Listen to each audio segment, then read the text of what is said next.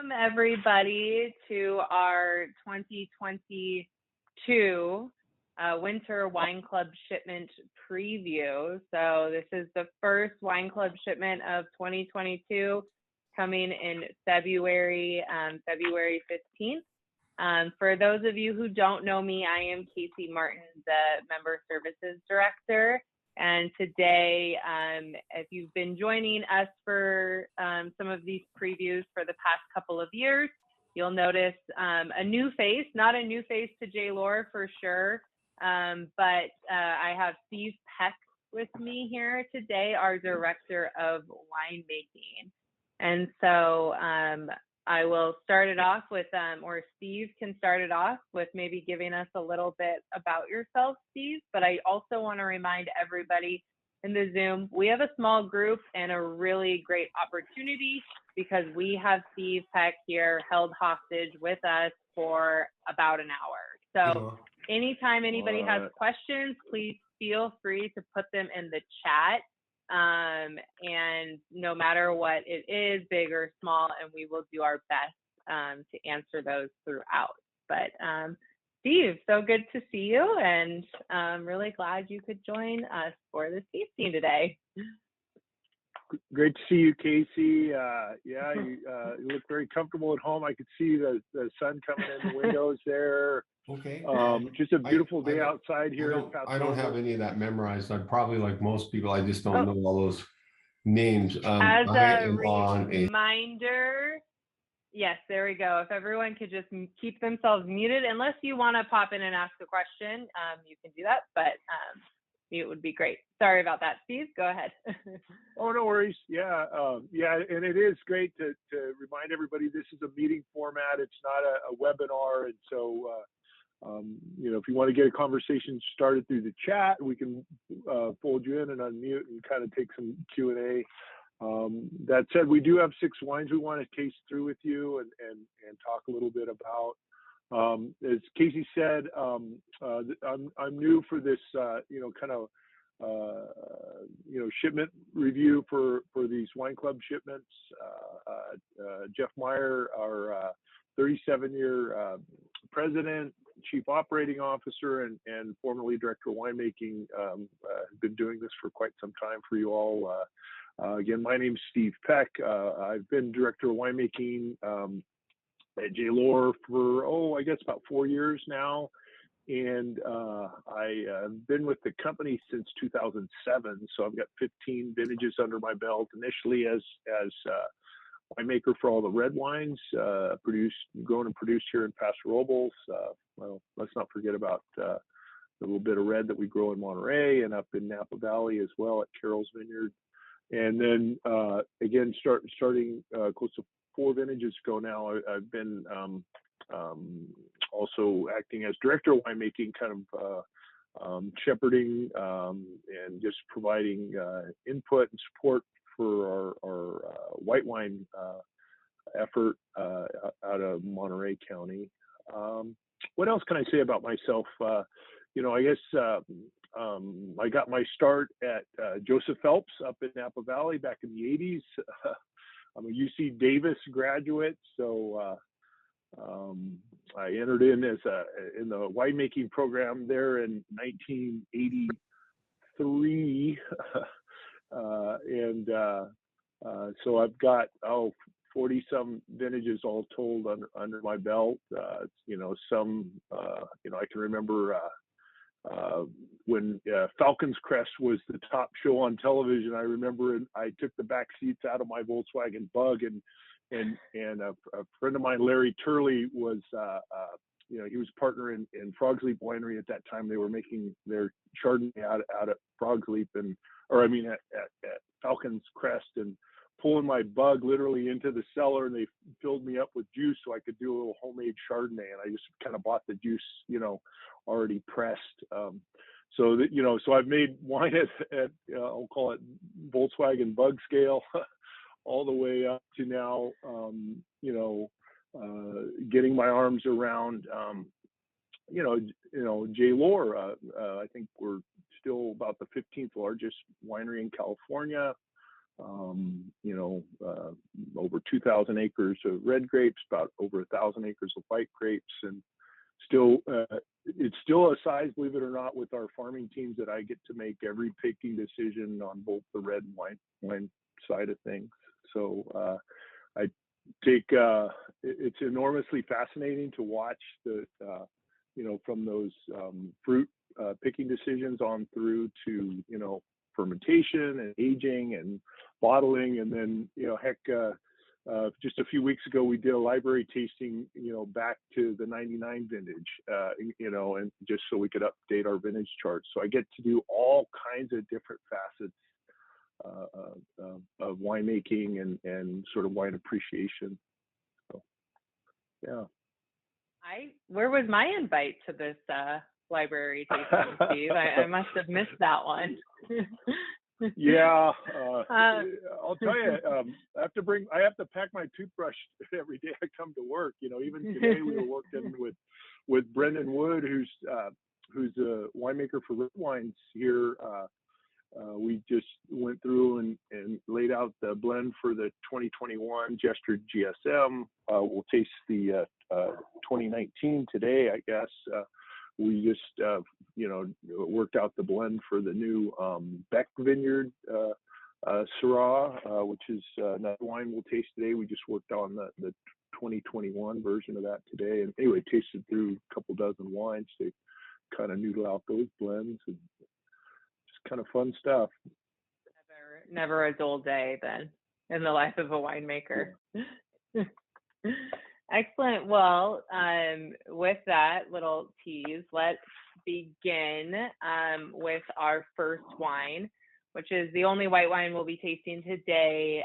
So I know many of our club members are in our Barrel Society Red only or Vineyard Select Society, so don't worry, you guys won't be unless you add one on, but this is for our Barrel Society Assorted Club. We will be you'll get one bottle of our 2020, so it's the only 2020 wine we have today. So it's our 2020 Lohr Gesture RVG, which stands for Roussanne, Viognier, Grenache Blanc. It is a white Rhone blend. And Steve, do you want to start us off with a bit of winemaking? Actually, the first two wines we'll be tasting today are both from our Gesture series of wine, and they're both, I believe, the fruit comes from our Jean Vineyard as well, Steve. So if you want to take it over and tell us a little bit about our most western vineyard in Paso Robles, Jean, and some of the winemaking for this, that'd be great. Yeah, it's a great picture of the Jean Vineyard there. It's on Cypress Mountain Road, and you can see the Tablas Creek flowing past just across the street there. As you say, it is the westernmost vineyard planted in the Paso Robles AVA. It was purchased by the Lohr family in 2008 and planted in 2009. It's about I don't know, I'll just say 60 acres. I don't know the exact acreage off the top of my head, but the original intention was it would be entirely dedicated to Rhone varieties, both red and white, and that plan lasted until Jerry Lohr saw the planting mix, and of course, being a Jerry Lohr, his son, his son Steve and our winemakers, we had this whole plan. It's going to be all Rhones, and then Jerry got the plan and came about half Rhones and fortunately Cabernet, because Cabernet does really well there as well. Became about half the acres that we planted to a what we call Palmer clone Cabernet. These Rhone varieties can be pretty finicky. They do not all ripen at once, so we'll talk a little bit about co-fermenting when we get to the Beck Syrah, where you would pick, two different varieties of grapes and ferment them in one, in one kettle together. In the case of RVG, Viognier is the early ripener. Grenache Blanc is kind of in the middle, and Roussan is typically the last in, at least in this particular vineyard. Let's see, what else can I say? I think there's depending on whether you're looking at the French or American version of Rhone variety lists, so maybe you know the answer to this, Kasey. Since I think in the Rhone there are 22 varieties, but when you come to the United States, there's 23, because we count Grenache Blanc and Grenache Noir as two different varieties. But in France, they simply call it Grenache, and so when they when you count up the number of varieties, they come up one short versus the American blend. And so today we'll get to taste Grenache Blanc incorporated into this Roussan Viognier Grenache Blanc blend, and then we'll taste Grenache Noir, which is the base variety for the next wine we'll taste. What I love about Roussan, it kind of has this great beeswax kind of character. It's very much a textural wine. So if you're thinking of, we're going to have a pool party on a warm day and I want something really crisp and refreshing, go for the Grenache Blanc, go for the Viognier varietal wines in our setup. But if you want something more for dinner, maybe you're going to even pair a white wine with a red meat or just something more substantial. I kind of think of the Roussan or this RVG blend as, again, maybe more as a nighttime wine, more as a winter white wine. It has a little bit more body and substance to it than some of those other wines. It's not a quote unquote summer sipper. Gary, no, the RVG, we're going to actually taste through 6 wines today. So the RVG is just the first of one of 6.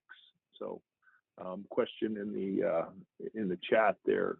So, yeah, great. Completely agree with you on, I would always, when I first started working in the wine industry 12 years ago, anything with Roussan tended to be like my white wine for red wine only drinkers because of that texture. And I think like the versatility with food pairing, you can enjoy it. Like it's again, not really the bright summer sunny day wine. It is definitely more perfect for, even though the sun's out today, it's definitely more perfect for like the colder winters and fall time. Yeah, it just kind of has this broader palate. The nose is quite interesting because it does have that sort of honeycomb type aromas to it that you only get from Roussan. We dress it up a little bit, brighten it with the Grenache Blanc, brings in some acidity on the palate, can bring in a little layer of green apple in the aroma. Viognier just sort of sits in the background, providing just a little bit of floral note that we really intentionally keep the Viognier in the background because it can overpower with its sort of gardenia type aromas. So this wine, again, it's really about the texture, and it really does give you something to kind of ruminate on if you like to, just sort of enjoy that palate, not just 2 or 3 seconds after taking a sip, but you can still kind of feel it on your palate at 20, 30 seconds or maybe even longer. So winemaking, it's early hand pick into these 800-pound boxes that we have. The winery, we have a little squadron of flatbed pickups, and we'll run those bins up to our winery up in Greenfield, where our winemaker White Wines Kristen Barnheisel will pick up the baton, get those transferred. They just dump the boxes they elevate the boxes with a forklift and just flip them into the press. So there's no conveyors, no screw, no pump, no auger, and just very gently go about pressing off the free run juice. We'll make 2 wines from every batch, kind of that free run, and then a little bit of press wine, and look at blending back that press wine. Those press wines do have even more interesting, a little bit more astringency, which can provide a little bit of a spice rack, but the bulk of the wine is through that free run. That's where we get this really soft palate, and the best aromatic expression, and then we just kind of look at those press wines to kind of spice up the blend a little bit. So. The palate or the aromas on it are just so beautiful. I really enjoy this wine, especially like you were saying, from a food pairing standpoint. I tasted through some of these wines on Monday in preparation for this, and Daryl Marcus, who's our hospitality manager in Paso, had actually mentioned doing a tasting menu with this wine before, and they paired a root vegetable like tartine with it. So it was like layered root vegetables, parsnips, carrots, rutabaga, things like that. And it sounded so great that I went home and I made a pasta with carrot sauce, and it was like a really great pairing with this wine. I really enjoyed that. That does sound good. When I was younger, I didn't care for beets much, but I could definitely see somebody doing something with red beet. Even, isn't there a golden one? Can be quite interesting on the vegetarian side. I was lucky enough to get to travel to Europe for New Year's, and visited some family in Bruges, Belgium, and then made our way down to Paris for a few days. And so you end up getting a lot more duck in various forms, and I could even if you're looking for a white wine to pair with kind of oilier meats or more aromatic meats, you could do a good job with an RVG. I wrote down roasted duck for this one as well. Not that I know how to cook roasted duck, someone would definitely have to do that for me. But I was thinking it would pair nicely with it. Yeah, that's an art, getting that right. I've seen a few episodes of Martha Stewart and Galloping Gourmet and all the rest to try to figure out how to get a duck skin crispy, because I guess it's a real challenge. Great. So let's move on to our next gesture wine. So this is our 2019 Gesture GSM, and we do have a few 2019 wines that we're tasting here today. But if you want to tell us a little bit about the GSM, but maybe Steve, if you could start with the 2019 vintage as a whole. I have not heard you say this, but I did hear Brendan say that it was perhaps the vintage of his career, and Jeff Meyer kind of said a similar thing. So I'd love to get your opinion on what you thought about the 2019 vintage as a whole.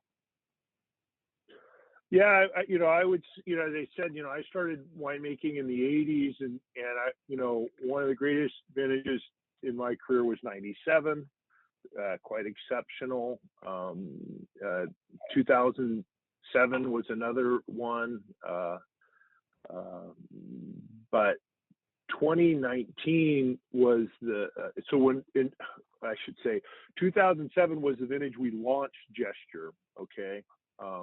And that was my first year as red winemaker for J. Lohr, and it turned out to be just a really exceptional vintage. So kind of made me look good. I was new with the company.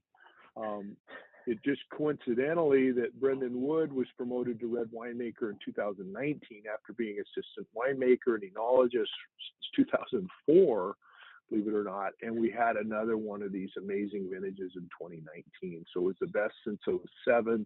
which had been the best since 1997, really.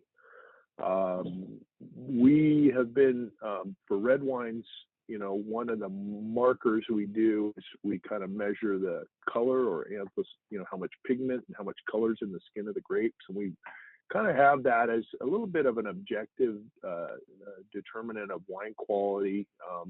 There's some things that you can't measure, you know, obviously, you know, color, aroma are two different things. If the wines are veggie and dark in color, they're not going to be well appreciated. But yeah, 19 was exceptional. We still don't know why.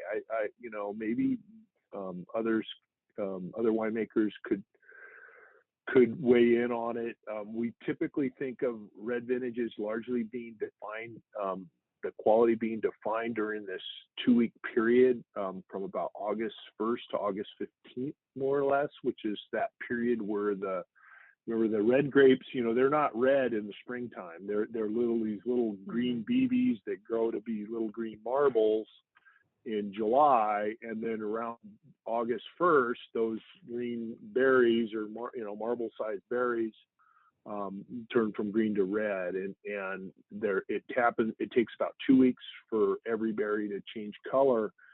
And if it's really crazy hot during that time period, we kind of have a sense that that the color of the fruit's a little lower, the wine color is a little lower, the wines tend to show a little bit more astringency.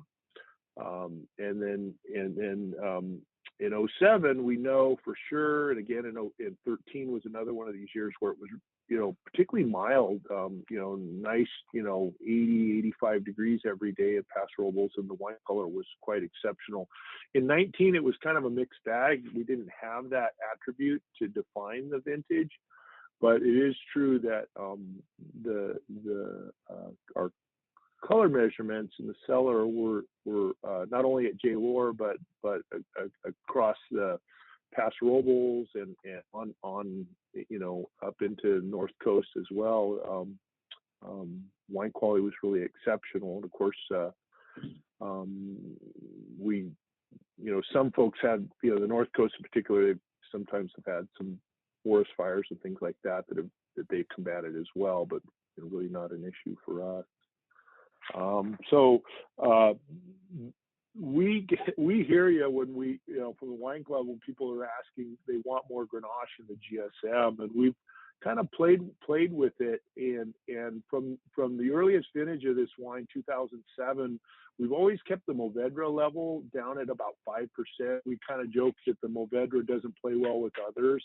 It kind of wants to steal the show in the same way that I kind of described Vineyard trying to steal the show in the white wine version and the RVG version of this wine. The Mourvedre, with its kind of you know, leathery and brushy characters, can really get out ahead of the wine. So I don't know if you can read here. We're at 7% in this 2019 vintage. 13% Syrah and all of 80% Grenache. So technically, from a label standpoint, if we wanted to label this as a varietal Grenache, since it's over 75% Grenache, we could even call this the Grenache label. So it really shows that real, you know, strawberry fruit, you know, almost bubble gum when the wine's young. And really powdery, fresh fruit on the palate. A little bit of an edge on the for a wine that's not, you know, big and extracted and you know, barrel aged or any of that. It still has a nice little bite to it, almost like eating dried cherries or in a way. And that's definitely one of the attributes that we're after when we put together the blend. So it was aged in 500-liter puncheons. Is that correct? Yeah, and so that's one way, you know, when we age in a larger format barrel like this, so this is about the size of 2.5 normal barrels of wine. what you do is you end up with less oxygen intake for the wine. So the smaller the vessel, the quicker the wine ages, particularly with related to oxygen. So we'll use these larger formats, and Grenache is a variety that is somewhat sensitive to oxygen. If you see maybe, let's just say, sloppy winemaking with Grenache, you'll see the wines to actually start to take on not just a brick red color, but they kind of go to an orange or copper color. And so one of the tricks that we've employed to really get this wine right is the larger format, 500-liter punch-in. In addition, we age this wine just 8 or 9 months. We bottle in August, following, before the next vintage comes around.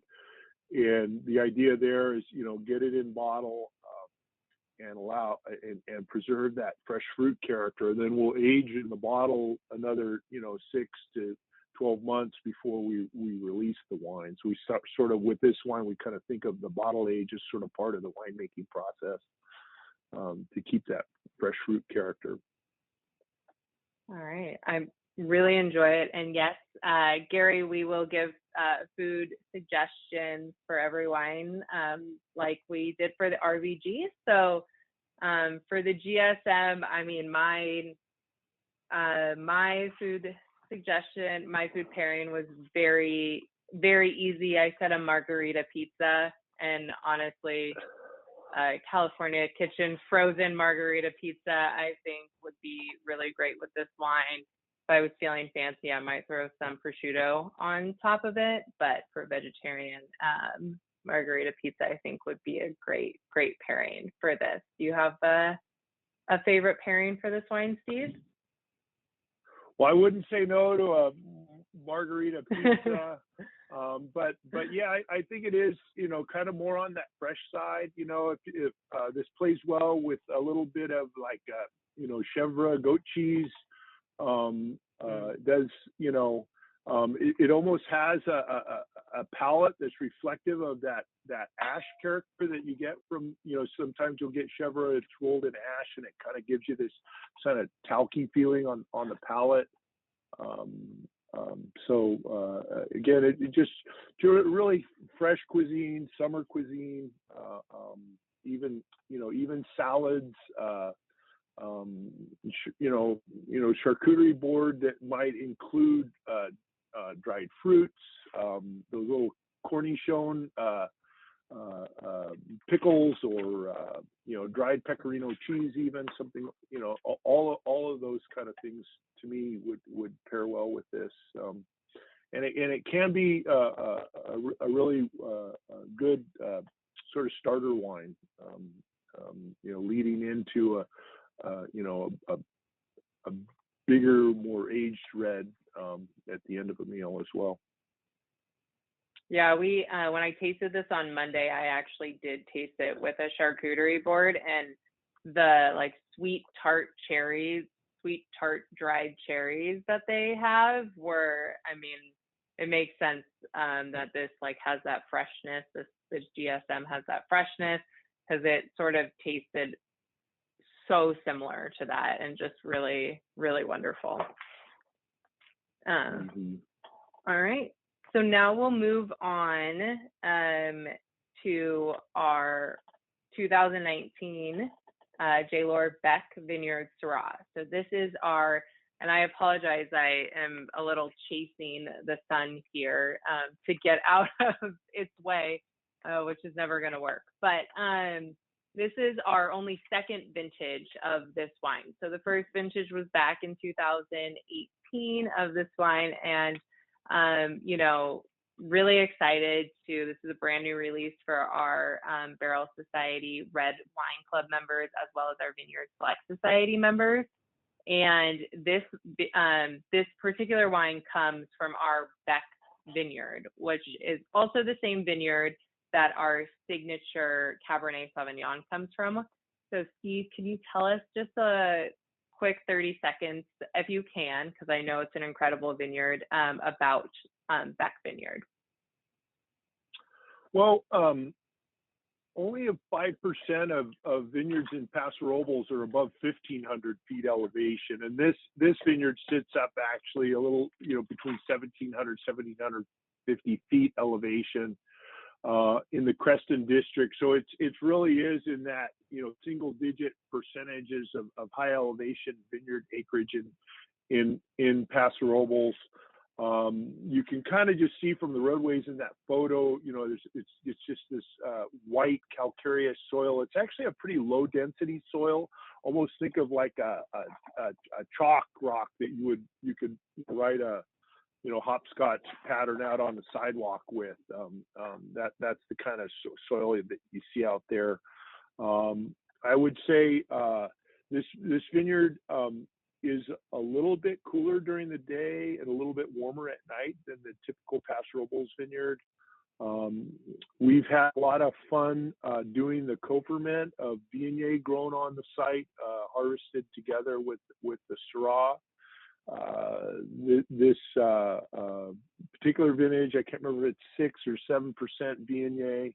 Like I said in the intro, we just today sat down with Brendan Wood and myself. We sat down and started noodling out the new 2021 vintage, where we actually co-ferment at even a more potent amount of Viognier. We'll co-ferment. I think in the 21 vintage, we co-fermented 16% Viognier in that one batch, and then we play with back blending it with 100% Syrah batch to get the balance just right between that sort of floral freshness and that the white variety of Viognier brings with sort of the appropriate palate that we get from the 100% Syrah. And so we did coincidentally dialed it back right to about 6.5% Viognier on the 2021 vintage, very similar to what we did in 19. And again, that wasn't done formulaically. It was just done, mixing and matching, making different blends in our glasses. And quick question, Steve, for those who don't know. So earlier you said, with like the RVG, we tend to ferment separately and then blend toward bottling. So what are the benefits of co-fermenting the Viognier and the Syrah? Yeah, I would just say it's all about that aromatic lift. There are plenty of professors of chemistry and winemaking that have dedicated their career to try to explain the phenomenon that happens when you co-ferment Viognier and Syrah, which is the textbook example of fermenting white grapes and red grapes together, trying to explain how the color macromolecules stack up against each other and create these, you're going to kill me later, Kasey, for saying the word covalent bonds as they form the stable forms of anthocyanins in these wines. But we didn't invent it. It's it was a practice and a technique developed in the Côte Rôtie in northern Rhone Valley. In northern Rhone, it's hard to call it the valley because I'm picturing these vineyards that are crazy steep, not the types of vineyards that you're driving a tractor on, but rather you're walking to farm these vineyards. And really, it's about an elegance that we don't know how to get any other way. So there's still a little mystery in the winemaking process, then, is what I'm hearing. It is. Also, It is. I mean, yeah. I'll be Googling covalent bonds later tonight, just trying to get some understanding of it. Yeah. But yeah, even it's really hard to describe why, even a wine like, our Seven Oaks Cabernet, our top selling wine that's available coast to coast.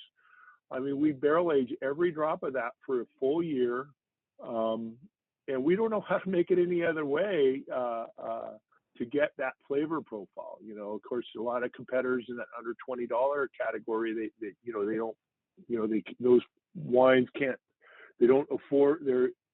they can't afford a barrel aging program for their brand, and there's just something magic about barrels, in the same way that co-fermenting brings something a little bit untangible to the flavor profile that you know, the best minds in the industry haven't been able to figure out how to you know, unpack that and do it in a more efficient manner.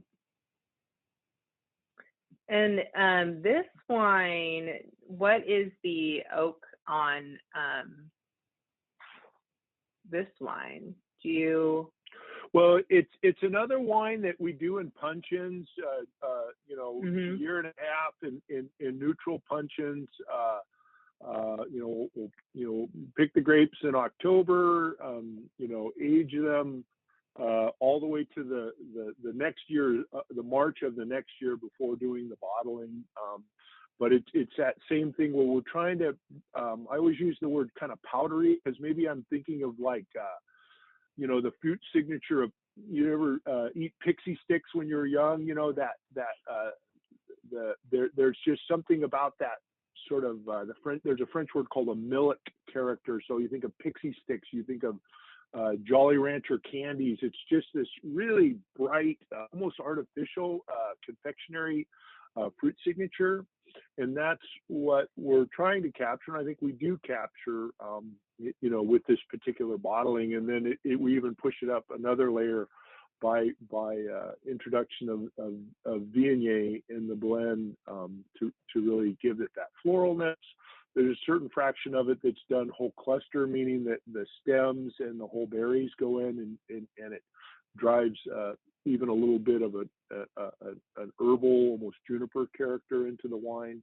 So it really is quite an infusion of sort of, you know, bright and confectionery fruit character.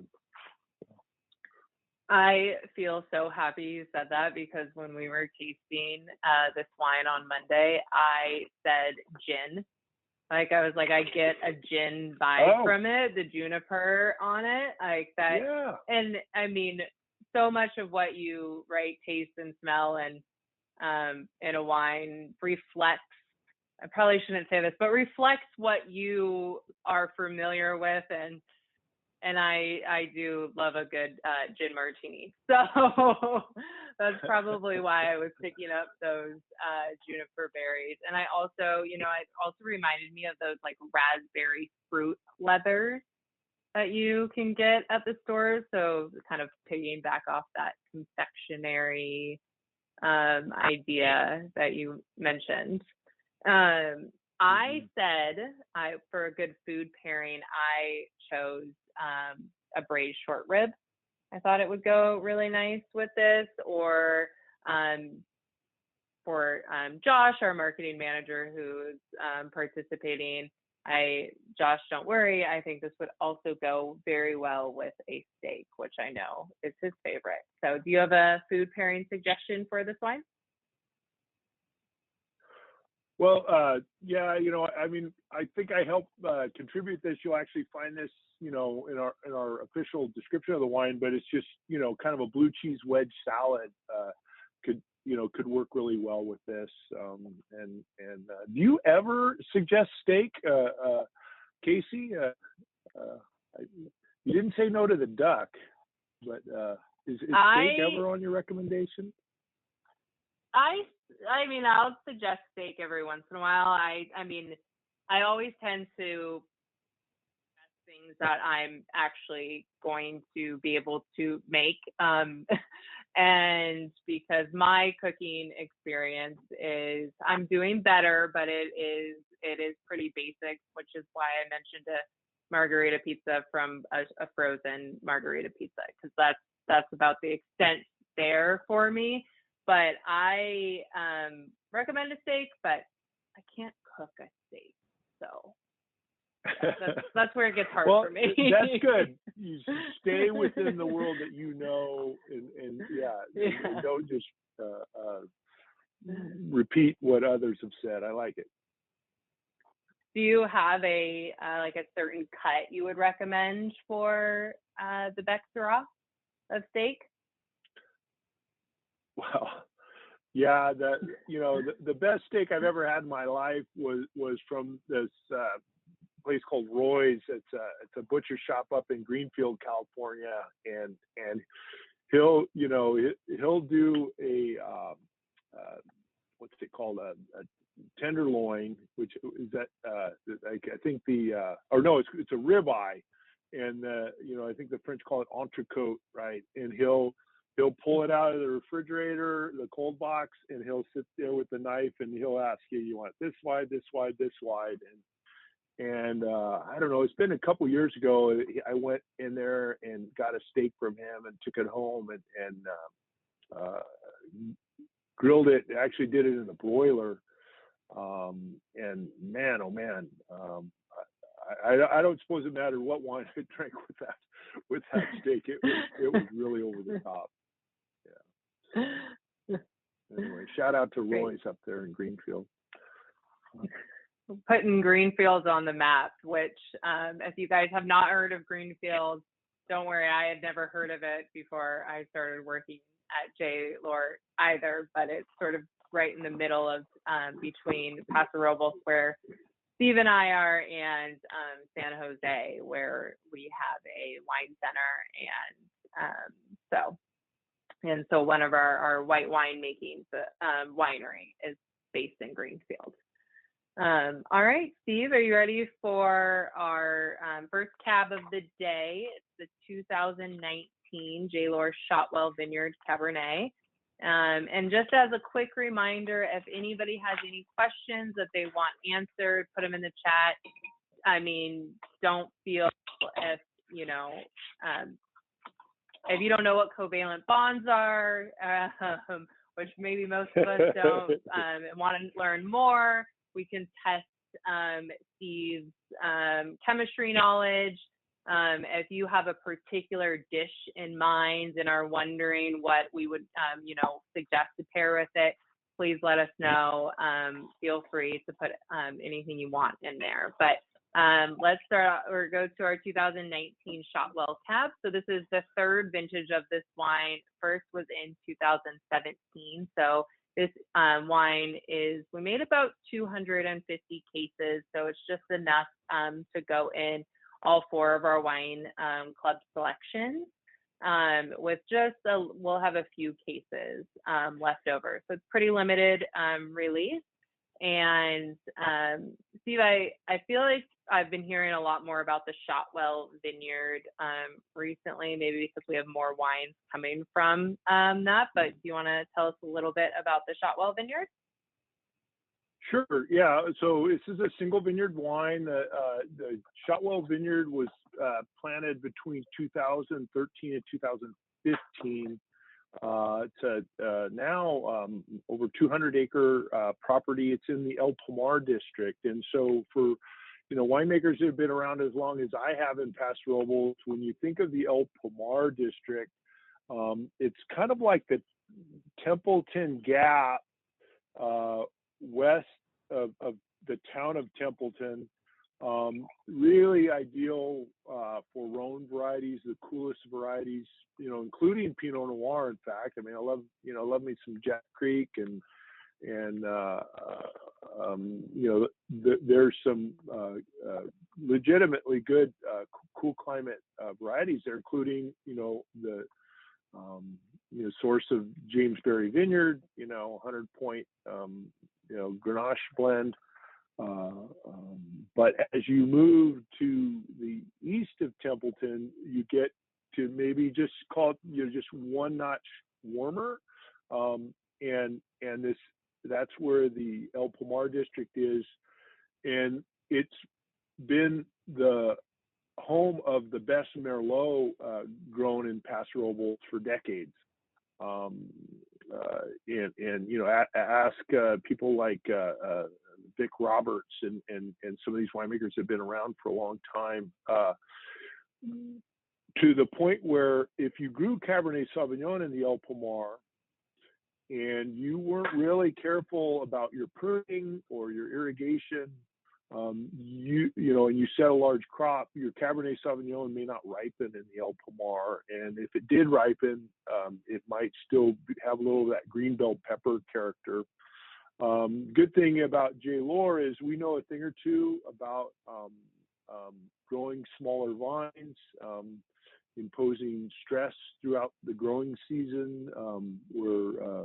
We won't make an irrigation during summer at Shotwell Vineyard without actually having our crew of college kids out there doing what we call pressure bomb measurements, where they actually pluck leaves off of the vines, put them in this little device, pressurize the leaf until a little drop of water will come flowing out backwards out of the stem. And so if the water comes flowing out of the stem of that leaf at a low pressure, we know the vines have plenty of water. We don't need to irrigate.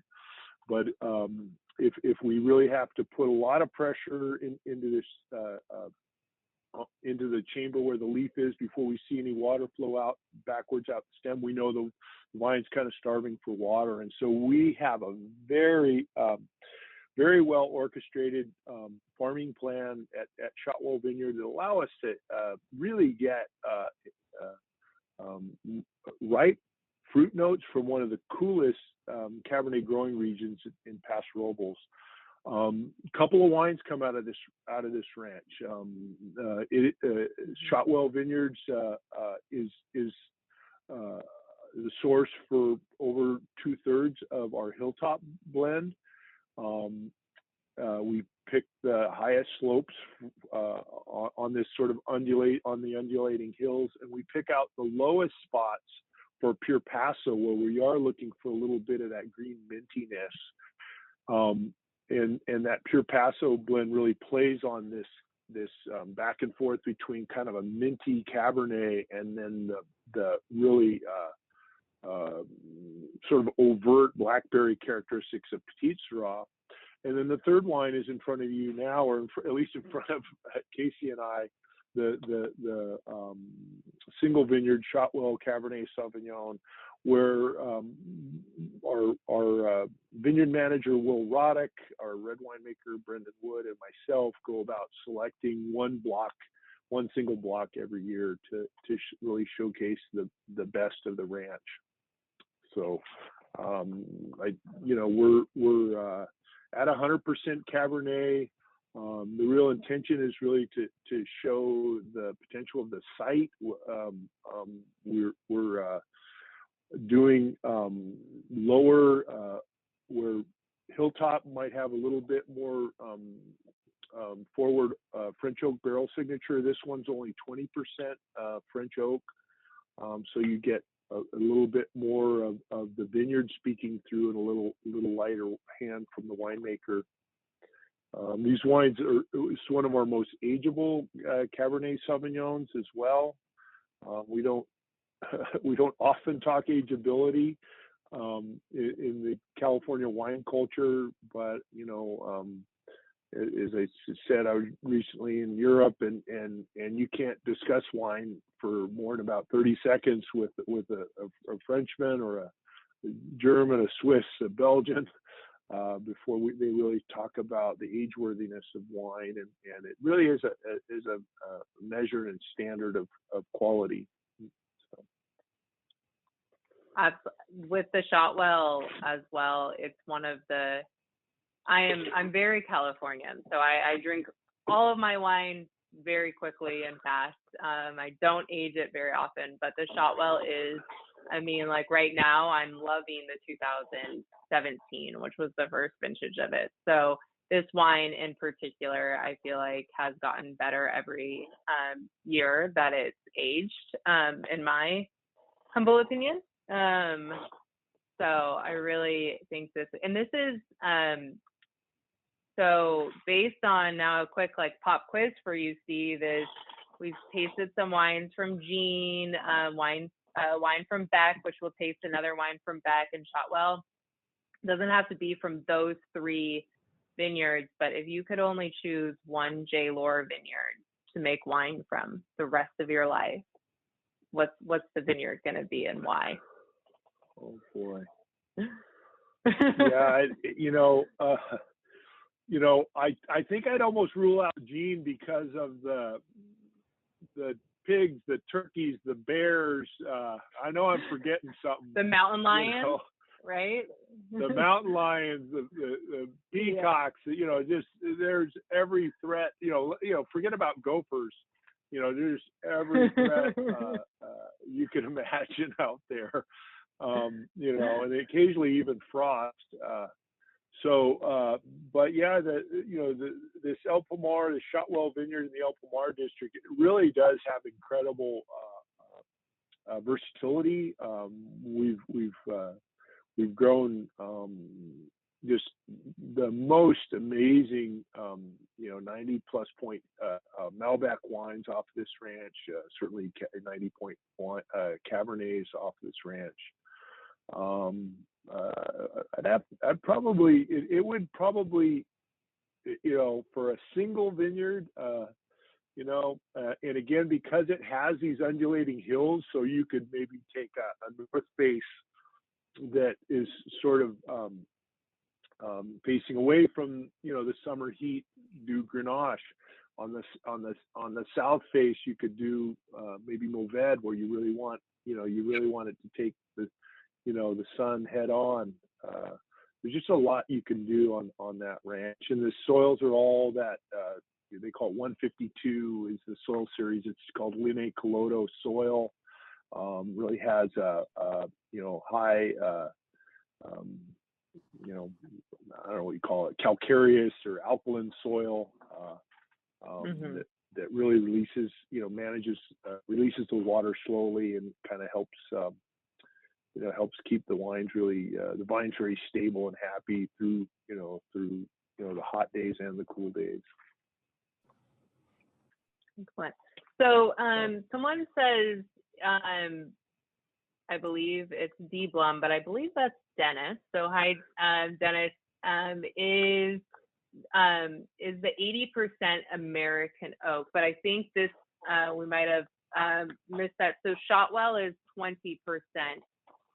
It's 20% new oak. Is that correct? It's 100% French oak, and 1% of it officially is new French oak barrels. So the 80% or so, it's also French oak, but it's older barrels, and so yeah, so it is entirely French oak. French oak's really interesting, they, of course, the French barrels cost twice as much as American barrels. And the funny thing most people don't realize is that you have to use about twice as many. If you put a wine in 50% new American oak, it's ridiculously over oaked. But with French oak barrels, they're more subtle. So 50% new French oak is very typical for high quality Cabernet Sauvignon, and you can go even up to 100% in the case of Signature, where the wine's really dense and can support that. And generally speaking, we think of anything lower than 20 or 25% French oak as almost being a little bit under oaked, and that would be the category where we're intentionally sort of under oaking this wine so that we can show the attributes of this beautiful fruit and this beautiful vineyard. So yeah, when we go to we choose a wine for American oak, French oak over American oak, not only are the French barrels cost twice as much, but you use twice as many, so that the cost of the winery is actually fourfold over American. It has to do with the French tree. If you cut it down and take it to the lumber mill and cut out the boards to make a barrel, the barrel will leak. We can do that with American oak; it works just fine. But with the French barrels, it'll leak. So instead, they take the sections of wood, and then they have to split it like on a log splitter, like in triangular, like pizza slices. And then they have to follow the grain when they make the barrel. So they actually get fewer than half the number of barrels out of a French oak tree than you do out of an American oak tree. And so that's kind of the basis for why French barrels are more costly than American barrels.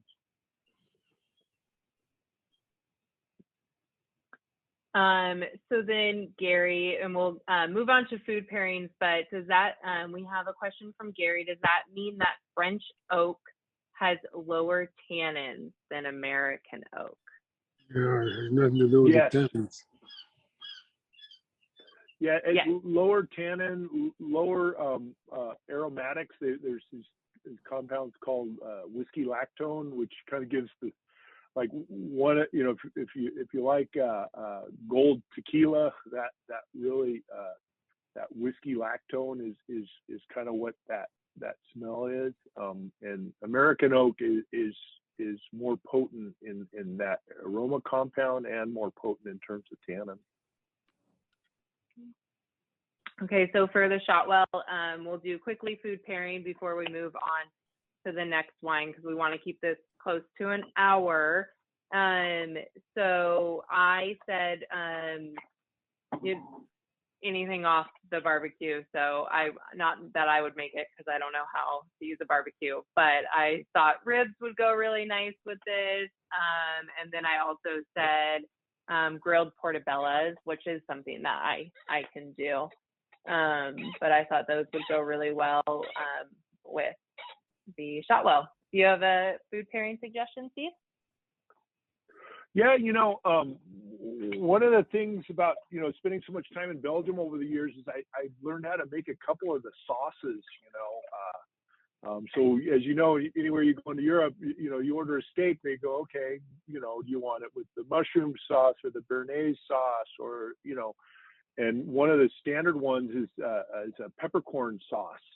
And so, you know, grill the steak in maybe your cast iron pan, you know, both sides, take it out, set it aside, deglaze the pan with some Calvados or brandy or whatever, get that going, throw in some green peppercorns, some whipping cream, and you've got green peppercorn sauce. So that could really build on some of these minty notes that this wine has. And then, you know, just to not lose this thought, you know, it's been, gosh, over 5 years since I had my first cauliflower steak, and now you see cauliflower everywhere, right? And some restaurants do a great job, and we've even done a few versions of it. Well, often not just as a side dish, but where cauliflower can kind of play a central role in a meal at home. So you know that's an interesting route to go as well. Cauliflower can be anything these days. It can be rice and steak and breadsticks and you make pizza dough out of it, right? Yeah. yeah, exactly. All right, so we're gonna move on to the 2018 Cuveé, Lohr Cuveé POM. So this is a pre-release for our Vineyard Select Society members. We make 3 Cuveé wines. The POM is our Merlot-based one, and you know, right off the bat, Steve, I just have to say that to me, this wine is like a weighted blanket. Like it's just the right amount of everything all at once, if that makes sense. I just absolutely love the Cuveé series, but the POM especially. So where does this wine come from, Steve? Yeah, well, you know, the Cuveé tier is just rare air within the Lohr portfolio, and of course it is the reason why so many people elect to join Wine Club and maintain their relationship with Lohr through the Wine Club is access to the Cuveé tier. And if you remember, there's 3 wines in the tier. Cuveé POM, where it's a Merlot-based blend, which is kind of a tip of the hat to the Pomerol region. on the right bank in Bordeaux. We also have the Cuveé POM, which is a left bank blend based on kind of intended to be more in a Pauillac style, and the Cabernet Franc based blend, the Saint-Emilion style, where Cabernet Franc is king.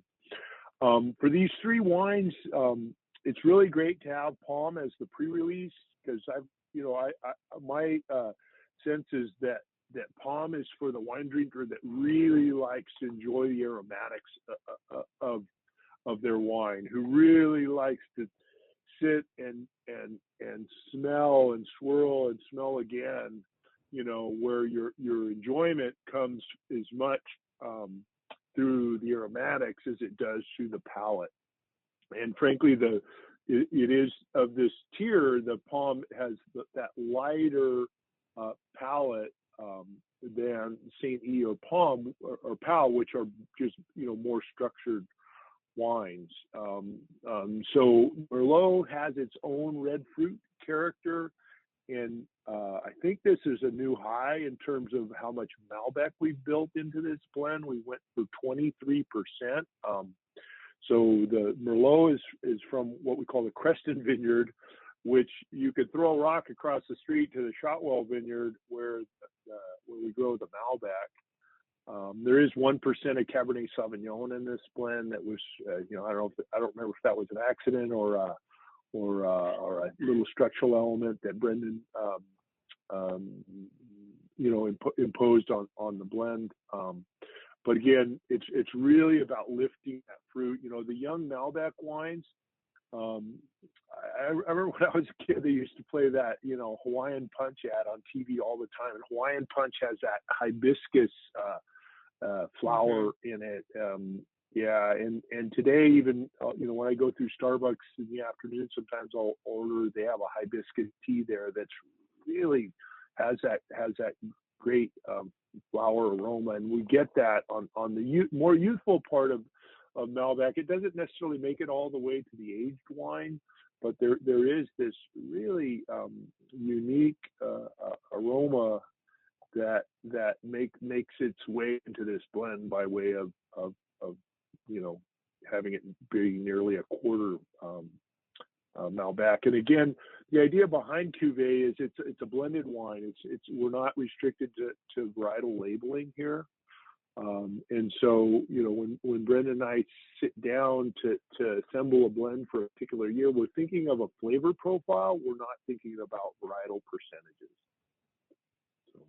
And just a reminder for everyone, when he mentioned varietal labeling, Steve mentioned this earlier, but in California, you have to have 75% of a single varietal if you would like to name it that varietal. So this being 76% Merlot, we could call it a varietal Merlot if we want, and not mention the Malbec or the Cabernet Sauvignon. But it is a blend and works very harmoniously all together. So, right, yeah. Yeah, I absolutely. Oh, go ahead.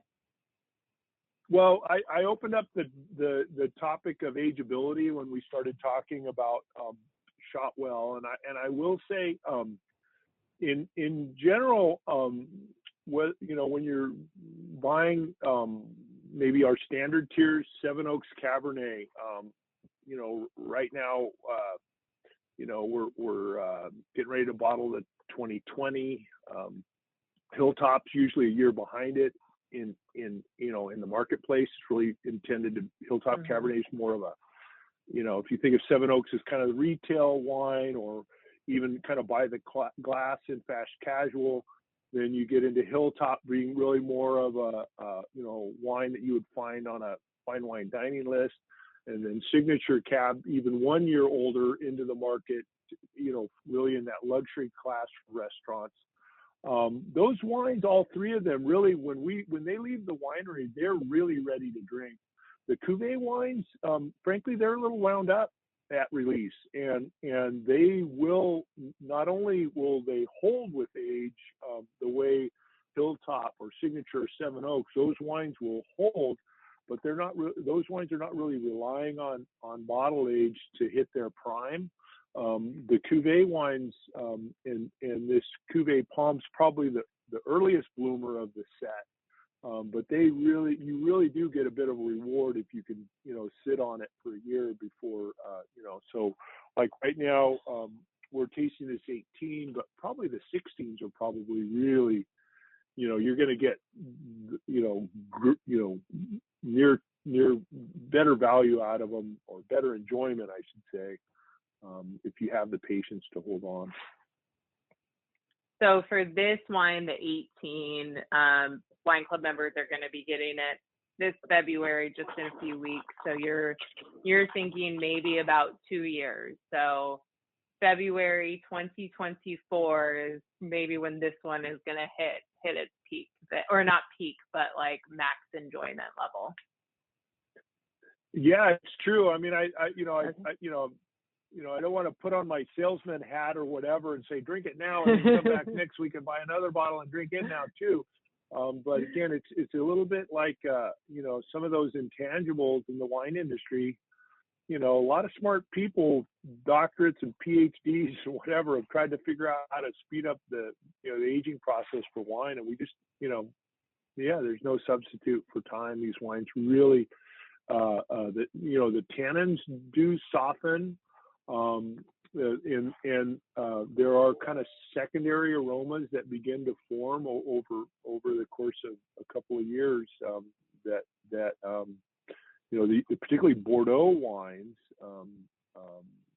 really benefit from. Where I would say probably not inaccurate to say that the Rhone wines are really more really that early consumption, really can show their best a little bit earlier, but particularly the top end of a Bordeaux program, that there is a lot of benefit to allowing those wines to age a bit. Excellent. And Steve, do you have a food pairing suggestion for the 2018 POM? Yeah, I don't try this at home, but I mean, if you know how to make paella, I think you would be richly rewarded with this. For you, Kasey, that might mean some rice roni or something. Maybe they have. I don't know if rice roni sells something that could emulate paella, but. Maybe some shrimp, or maybe some like a salmon for me. I could go with, but yeah, I don't make rice roni too often, but maybe sometimes. You're knowing my secrets. Yeah. All right, so we are going to move on, Steve, to our last wine, which is it will also be a pre-release wine. So this is our 2018 J. Lohr Signature Cabernet Sauvignon. So dare I say, it's sort of the creme de la creme. It's truly a great expression of Cabernet Sauvignon from Paso Robles, and just such a special and beautiful wine to really enjoy. And it does, again, come from that Beck vineyard, just like the Syrah, which everyone can see that beautiful, the image there. So Steve, can you tell us a little bit about the signature cab? Yeah. After so this really is. Squeak it open. Yeah. Well, this is a wine where maybe I shouldn't apologize, but having a Coravin around is really a good idea for this wine, where you can enjoy it over a couple of days, or invite the neighbors over if you dare, I guess.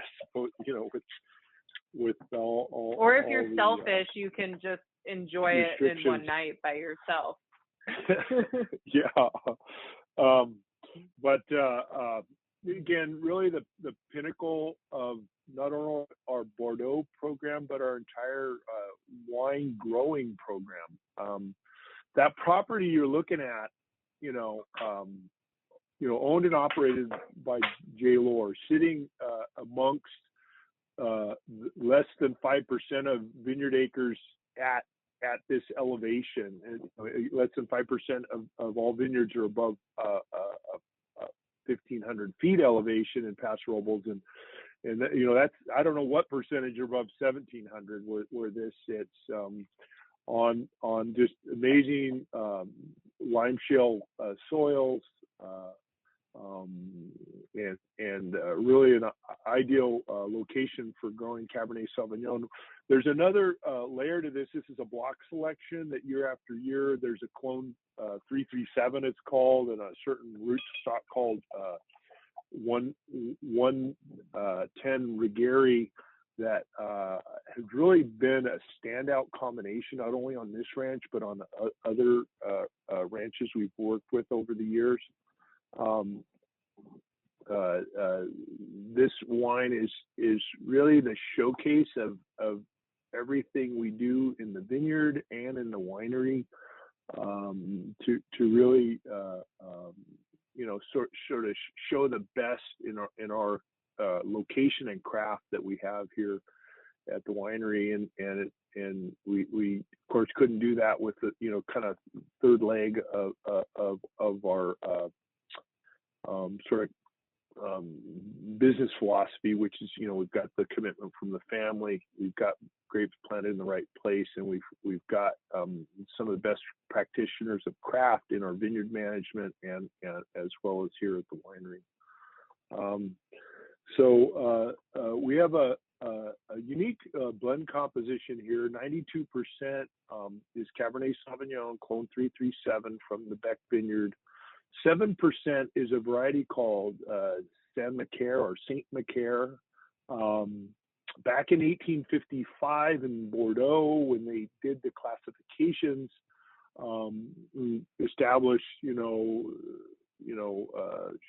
Chateau Margaux, and as a first growth, and then they had the second growth, the third growth, and they established the permissible varieties if you wanted to use the word Bordeaux on your label.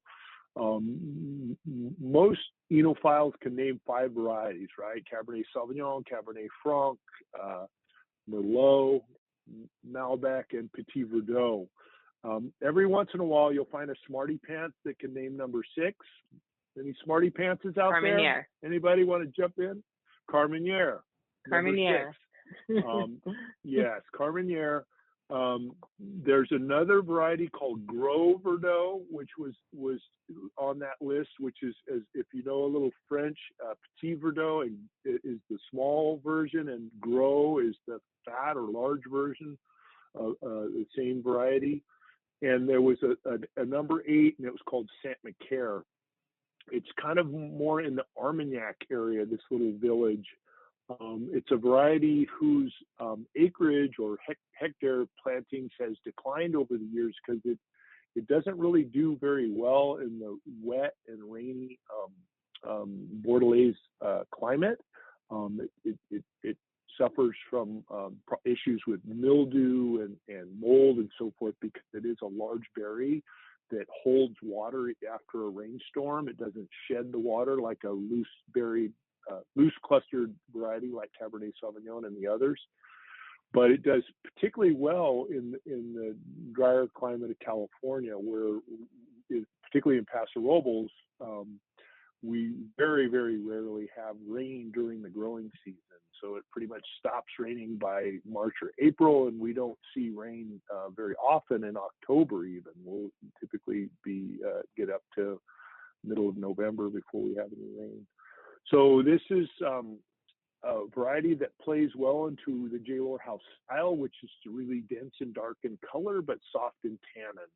And it also has some sort of roasted fruit aromas that come with it. And then the blend is finished out with 1% Malbec. So 7% Saint Macaire, 1% Malbec, 92% Cabernet Sauvignon. And again, the winemaking, which means how long we ferment on skins, how much new oak, how many times we rack out of barrels and you know, from barrels to tank and back to the same barrels to pick up oxygen. All of that, along with the barrel aging time and the bottle aging time, really lead this wine to really be ready or near optimal at release. So we're not, it's slightly different from the Cuveé tier, which can kind of be more of a collector's wine. This wine is a true, you know, top of the ladder luxury purchase, you know, luxury experience that again that is really can be had in, you know, in immediately upon release of the wine. I said that correctly. This is my kind of wine. Luxurious and ready to drink when I want. No delayed gratification here. And I wish, like you mentioned, I wish desperately I had a Coravin for it, because otherwise, you know, I could enjoy it a little longer instead of just for the night. But absolutely love this wine, and I love that it's like you mentioned, just really ready in that house style to drink upon release. Do you have I actually paired it. I had a steak pairing for this one, Steve.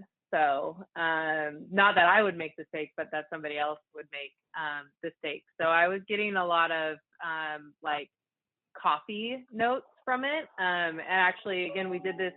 I tasted with several of my coworkers on Monday, and the best was there was 5 of us, a couple over Zoom, and out of the 3 who are all, there's 3 of us who are all from the Pacific Northwest. So one's from Washington and 2 of us are from Oregon. And all 3 of us instantly smelled this wine and were like, coffee. Like there's a great, like cold, like fresh espresso aroma to it that we were getting. And like instantly we're like, this jives with our Pacific Northwest upbringing, where coffee is sort of king up there. So the pairing we thought would go really well is like a steak rub with 50, like doing coffee grounds. I don't know if anyone's ever done that, but you can use coffee grounds on your dry steak rub. And so that is the pairing that I thought would go really well with the signature Cabernet Sauvignon. I love it. I don't know if I can compete with that. I really can't. You know, I would say, you know, going back to my talk about, you know, sauces with steaks and, you know, the green peppercorn, this one you would request champignon sauce, right? You would, I think you know, chanterelle mushrooms, you know, that kind of thing. Anything with truffles, I think you could do quite well with this. Again, whether it's a, you know, risotto with truffle or something like that, you could really get off the hook in terms of just enjoying the aromas of this wine, the texture and rich mouthfeel, but not that astringency. Again, that house style. This wine is incredibly dense, and you feel that as it enters your mouth.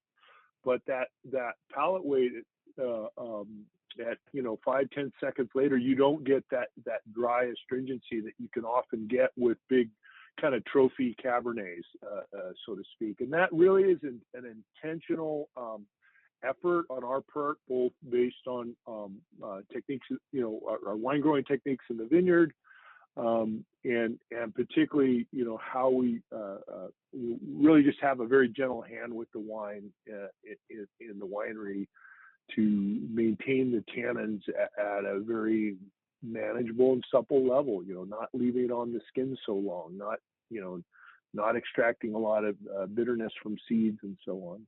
So, yeah, this is great. This is better than I expected. I'm glad I pulled the cork on this, and I'll have to make good on enjoying this with my meal at home tonight. Excellent. Well, thank you so much, Steve, and for everyone who joined. I did see a question about our from Barb. Hello from Michigan. So you should be getting some notice from us at the end of this month about our Paso tasting room reopening, and we're putting some of the final touches on our remodel.